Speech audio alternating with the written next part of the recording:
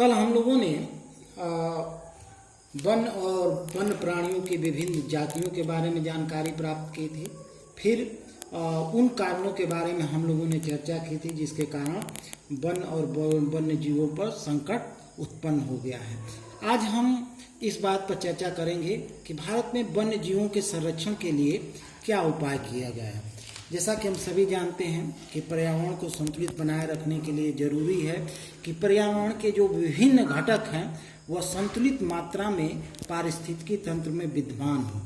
लेकिन विभिन्न प्रकार के मानवीय गतिविधियों, कृषि, खनन, नदी घाटी परियोजनाओं, शहरीकरण ने भारतीय वन्य जीव को बहुत ज़्यादा प्रभावित किया है और यही कारण था कि वन्य जीवों पर उत्पन्न संकट को दूर करने के लिए और वन्य जीवों के संरक्षण के लिए पहली बार कानूनी रूप से प्रयास 1972 में किया गया, जब संसद ने एक कानून पारित किया और इस कानून के माध्यम से भारत में वन्य जीवन अधिनियम पारित किया गया और इस अधिनियम के माध्यम से वन्य जीव जंतुओं और वनस्पतियों को संरक्षण प्रदान करने का प्रयास किया गया।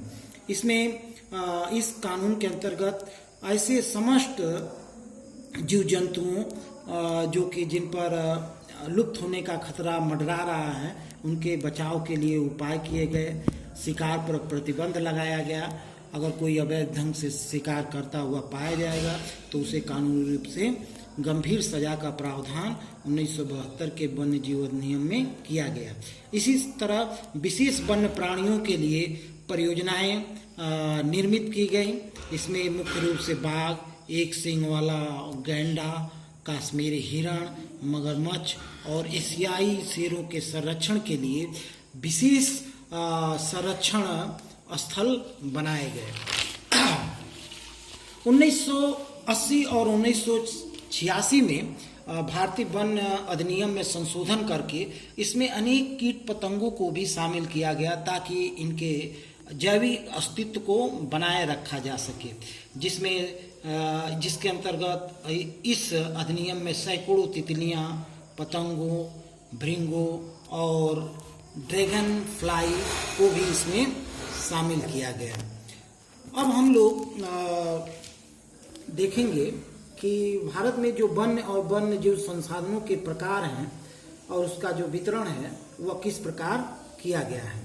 भारत में वन्य और वन्य जीव संसाधनों का संरक्षण जो है वह सरकार के द्वारा किया जाता है और वन विभाग ने इन वनों को 3 भागों में विभाजित किया गया है: आरक्षित वन, रक्षित वन और अवर्गीकृत वन।